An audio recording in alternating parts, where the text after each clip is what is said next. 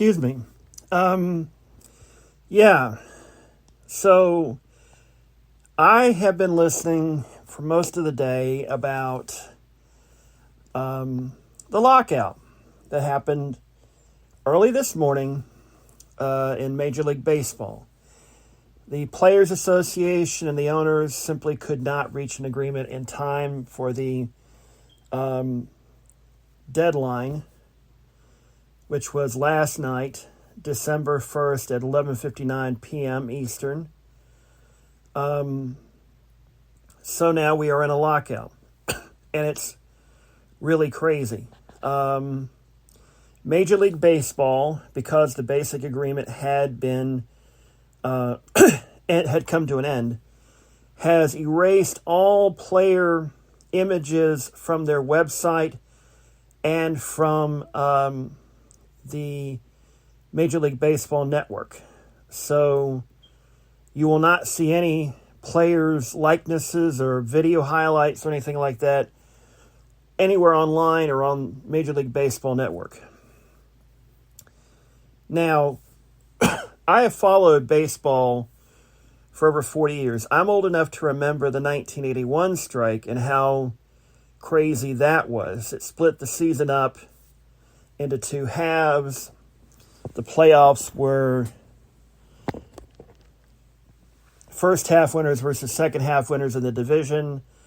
And when it was all said and done, the Dodgers beat the Yankees in the World Series. But that's neither here nor there. As many of you probably are old enough to remember, some of you probably have heard about this, even if you're not old enough. The last major labor stoppage we've had in Major League Baseball was in the summer of 1994, specifically August of 1994, and that went all the way through until the spring of 1995. It meant that the 1994 World Series was canceled for the first time in history. Not even World Wars had canceled World Series. And it meant a delay for the 1995 World Series. Now, I'm not going to bore you to death with details about the big differences and such, but apparently from what I've been listening to today, there are a lot of major differences between the Players Association and the owners. Specifically in free agency, the players want 5 years. The owners want to keep it at 6. And a lot of it the players want this because they want to help out the mid-level baseball players who aren't making a whole lot of money but are not rookies and making the minimum. The owners want to keep it at 6 because, according to Commissioner Rob Manfred, if they were to drop it to 5, it would hurt small market teams. I don't really see that logic, in my honest opinion. What's the difference between having somebody go as a free agent in 5 years instead of 6? Now, one of the things that's been bandied about by sports talk show hosts today, and I've had this opinion for quite a while, is why not have a bottom level salary cap, which means it's the minimum that teams have to spend. You have to spend this much money or you get penalized. Right now, there are 3 Major League Baseball teams that have entire payrolls below what Max Scherzer will make next year. 3 entire Major League Baseball rosters below that. And there are a few that are very close to it, making just a bit more. Now, I'm not going to propose anything as radical as what the NFL is doing. It's totally different. The NFL gets the bulk of their income from the television contracts. If you know anything about the NFL business model, pretty much they make a profit as soon as the TV money comes in. The ticket sales are adding on straight to the profit. The merchandise sales, all of that adds straight to the profit. So it's pure profit. It's not, all the revenue is already taken care of by the TV deals. Baseball's not that lucky. First of all, they don't have the coverage nationally that they once did. Their baseball deals, while they've gone up, haven't gone up as exponentially as NFL rights have. The bulk of the money coming into Major League Baseball clubs is coming from attendance, merchandise sales, and regional sports network television contracts, or either that or local syndicated television contracts, in some case, way, shape, or form. So the model's different. Now, my feeling is that baseball has to nip this in the bud. All day long, I've been hearing about it's going to go into February. It's going to possibly even go into as far as June by some people. Honestly, I don't think it'll go that far. I don't think it's going to be finished. It won't be wrapped up by the end of this year. But I think sometime in January, probably late January, the owners and the players are going to face a ton of pressure from all sides, from the networks, TBS, Fox, ESPN, and the regional cable networks. You're going to have a lot of pressure from corporate sponsors, and you're going to have a lot of pressure from fans on social media. And that's going to mean that you're going to have sometime, I would say, around the time of the Super Bowl, probably earlier, that there will be an agreement. This will be wrapped up, and it will be one of those agreements that neither side is entirely happy with, but they can live with. Now, what do I think should happen? I think, first of all, the players should not go and be hard line about the free trade, not the free agency deadline, which is basically, right now, you have to play 6 years in the majors before you become a free agent. They want to move it down to 5 years. I think that's one of those things that can be something to consider for the next collective bargaining agreement. What they need to do is focus on upping player revenue, player salaries.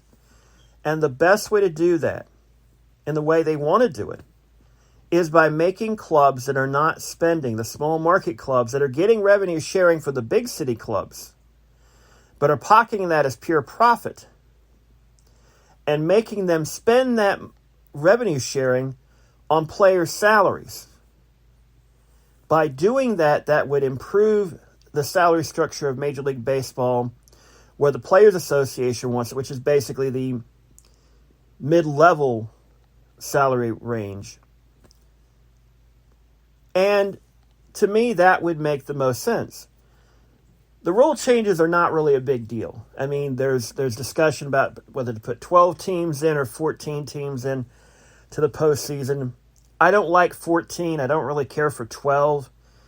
But I think 12 is probably the number that we're going to get. Universal DH, both the Players Association and the owners are pretty much agreed to that. We're going to get universal DH. The NL will be getting the DH, designated hitter, sometime in 2022, if we have a 2022 season, which most likely we will have a full, complete season, because we're coming out of COVID, and there's going to be a lot of pressure on Major League Baseball, both the players and the owners, to get their act together, get a deal done before the season, before spring training starts, so that we can get all this done. I really think that right now, while the owners and players are far apart, they're not as far apart as they really think they are.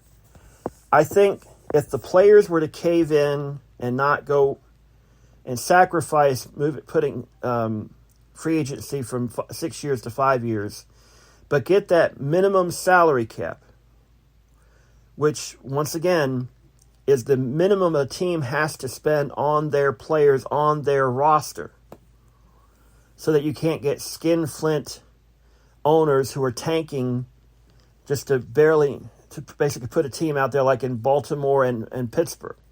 That would improve competitiveness. That would mean that you'd have owners who actually have to, if they want to keep their team, have to generate revenue. have to generate interest in the team. And you do that by putting a competitive team out there that may not be winning a lot of games and all that, but at least it's competitive. That's the key, is competitiveness. There will probably be some movement to improve salaries and conditions in minor league baseball. Along those lines, I would guess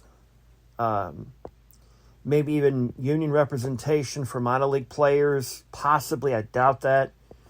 I think it's one of those things that the Major League Baseball Players Association might try to go, well, we'll reunionize minor league baseball players, and the owners will probably freak out about that. I don't think that's necessarily going to happen, but it's one of those things that could push the owners to go, okay, we'll up salaries in our farm systems and all of that. Major League Baseball cannot afford this labor stoppage for one specific reason. It has been noticeable in my lifetime, and I was born in 1971, and I became a baseball fan in 80-81, that the popularity of baseball, once America's pastime, has noticeably declined. There are a lot of theories as to why that is. The availability of games used to be back in the 80s. You were lucky if you got, if you didn't have cable, you had to watch NBC's Game of the Week and ABC's Monday Night Baseball. And if you were lucky to have cable, you could watch the Braves on TBS. You could watch the Cubs on WGN. If you had WOR, or now later on WWR out of New York, you could watch the Mets. And KTLA, I think you could watch the Angels and maybe even the Dodgers as well. I'm not certain about that. I think they had the Angels. I'm not so certain if they had the Dodgers too.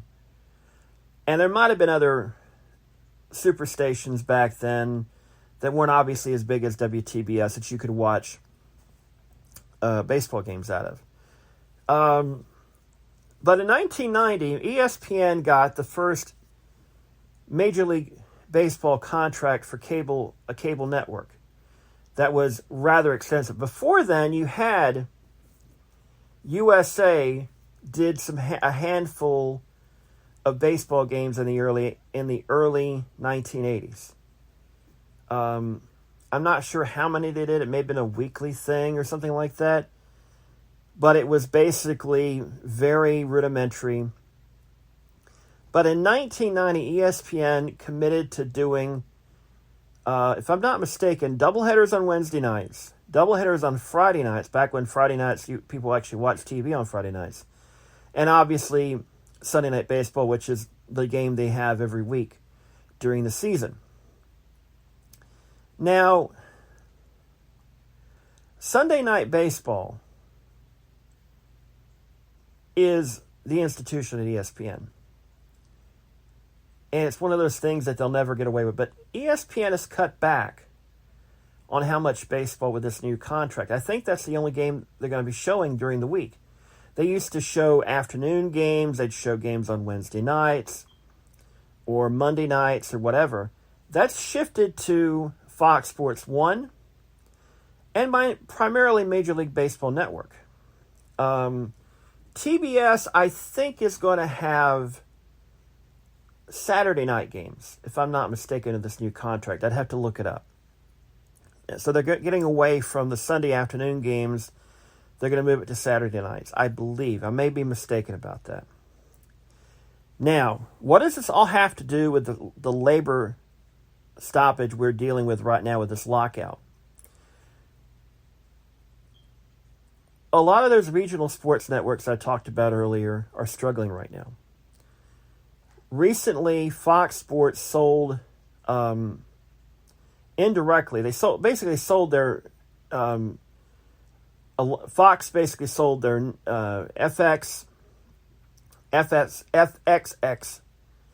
and the regional networks and their film and TV libraries to Disney. Now, what that means is Disney had all of that, but a antitrust judge basically told ESPN, you have to sell the regional sports networks. And they did that by selling it to a subsidiary, if I can say that word, subsidiary, sorry, of Sinclair Broadcasting. That's why you've got Bally Sports networks all over the place. And unfortunately for Sinclair and Bally Sports Network, they have not done well this year. The pandemic has really hit them hard.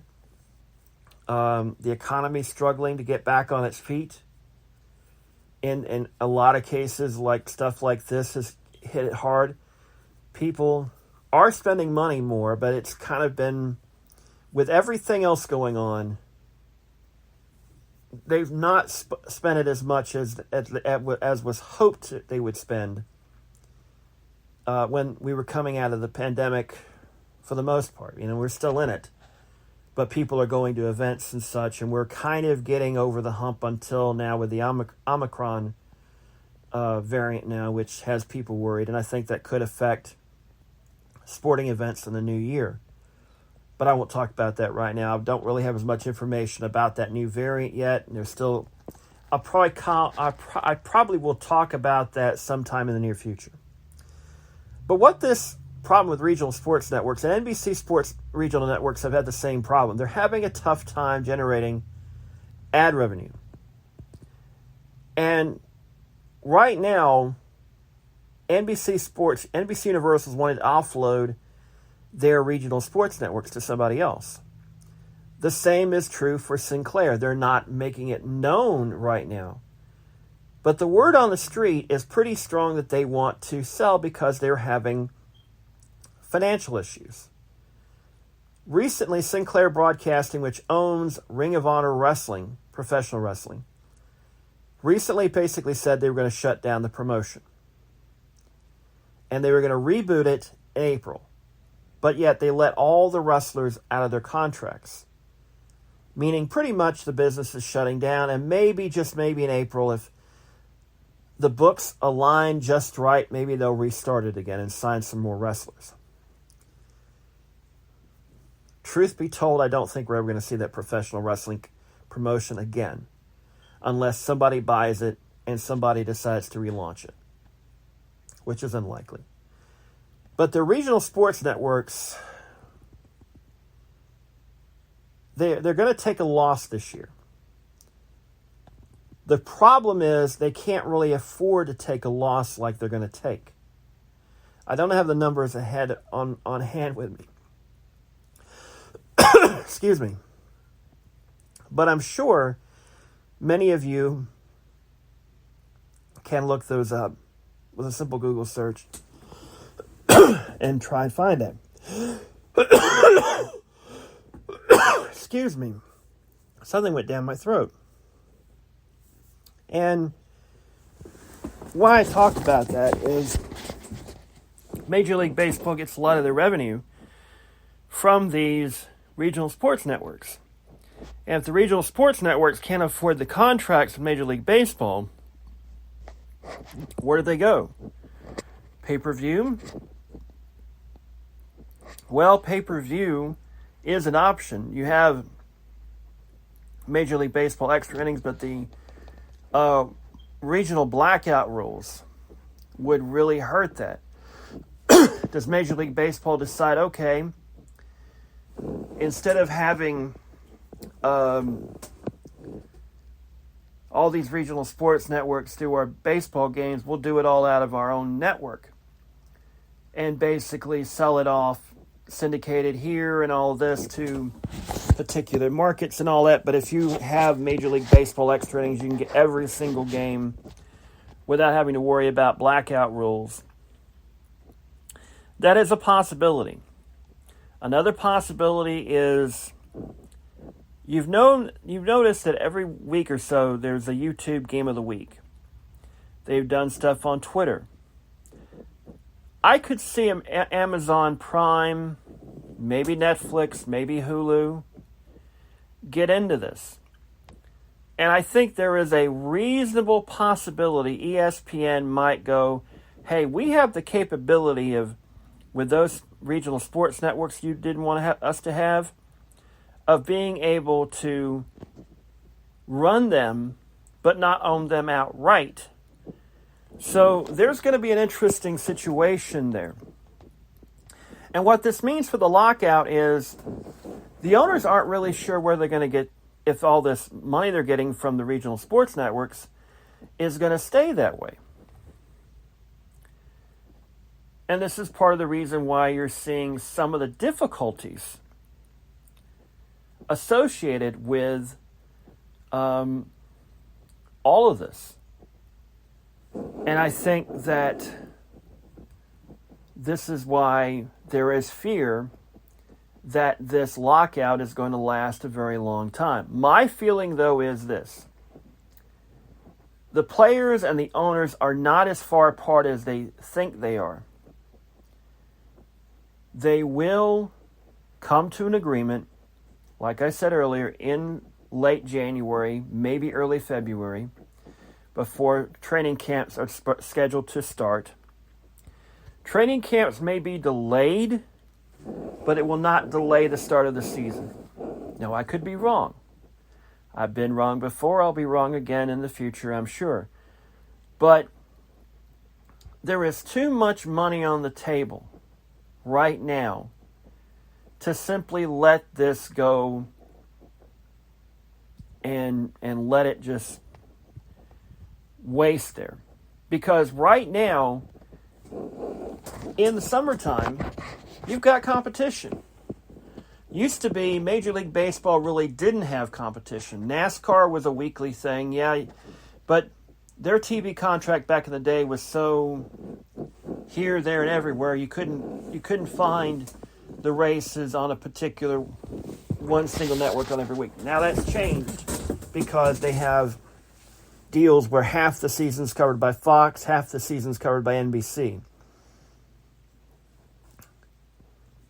But I don't really think NASCAR is their biggest threat.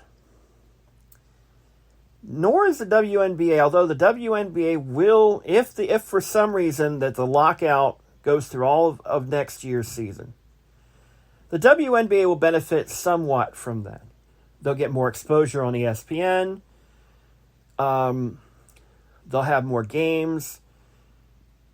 MLS could really benefit from that because next year, even though it's a World Cup year, the World Cup doesn't happen until next fall, late fall, early November and December, if I'm not mistaken. So you're going to have all summer long, if baseball's not around, for soccer to basically go, hey, we're here. We're a niche sport, obviously. You're not going to get all the baseball fans. You're not even going to get a majority of baseball fans. But you're going to get enough to where, hey, they get interested in it. There's a lot more clubs. There's a new club in Charlotte next year. There's talk of even more expansion in the future. And MLS has dug themselves a very nice niche market that is continuing to grow, continuing to get fan support, and could very well eat into Major League Baseball's ad revenue and getting fan attention from baseball to soccer. Now, I'm not saying Major League Baseball is going to die anytime soon, but I'm old. Like I said, I'm old enough to remember the 81 strike. I'm old enough to remember the 94 labor stoppage that cost us the World Series. Baseball has never truly been the same since then. And during that time, yeah, they're making more money than they ever did before. But you got to remember inflation. They aren't making as much as they would have made if the stoppage had never happened. If next season is lost, I firmly believe that it will be devastating to the sport. It will not be fatal, but it will start to get more and more of the youth to turn away from baseball and turn more towards basketball, soccer, football, because there is going to be a spring league next year, and there is the possibility that spring leagues could very well benefit from not having baseball to compete against during weekends.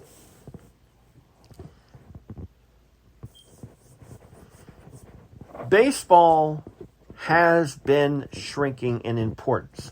It is the number 2 sport in America right now, and NBA basketball, along with college basketball, is right there, ready to take the number 2 spot.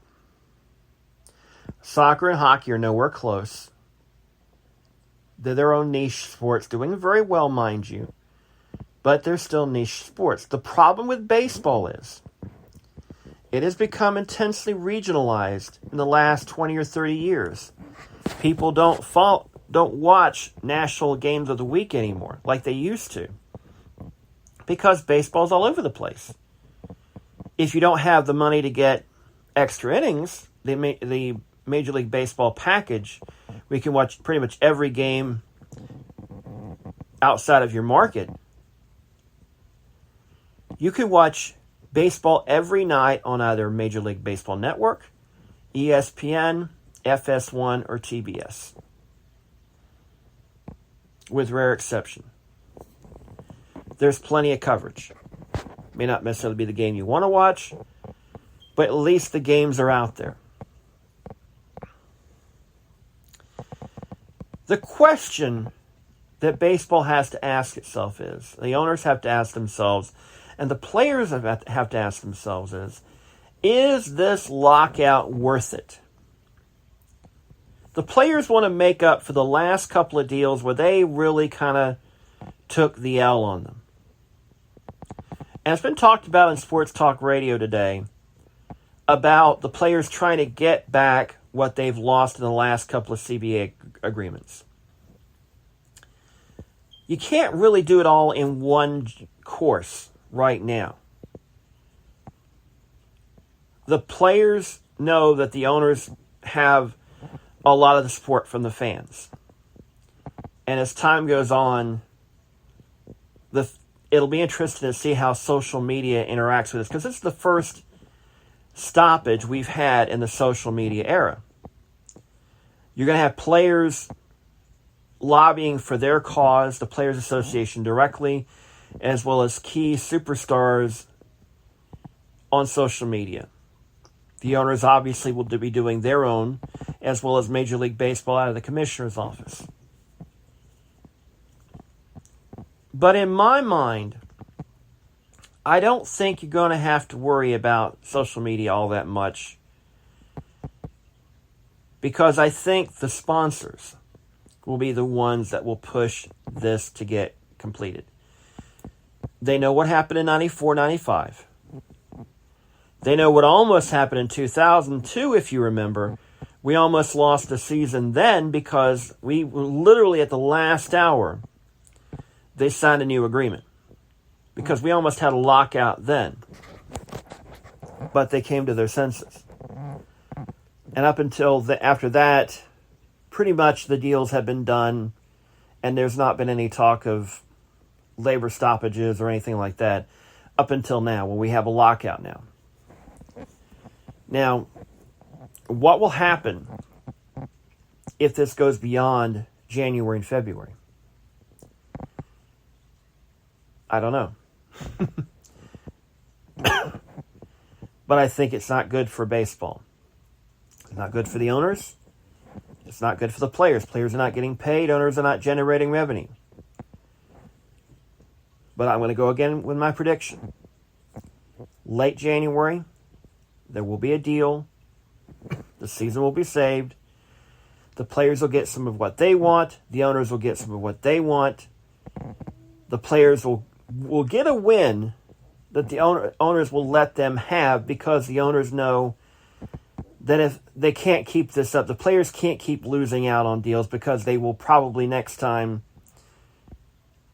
basically be ready for another strike. They want to kind of bridge this gap, because the last thing in this incredibly competitive broadcast market where you've got streaming services and all these other options you've got out there.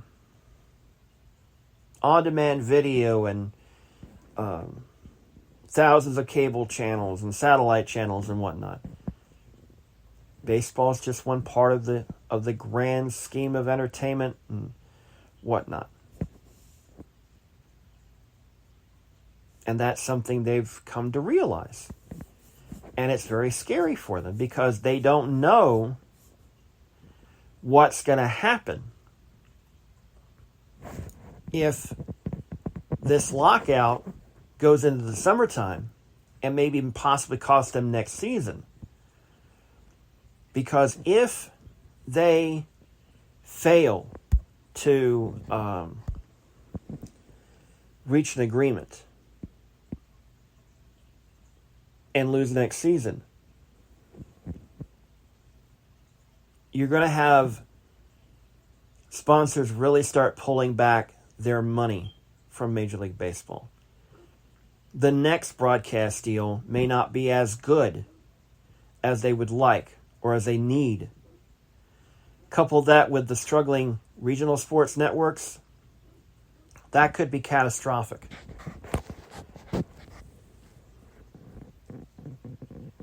I could go into more detail about small markets versus big markets, small owners feuding with big owners because they see things differently from the big city owners.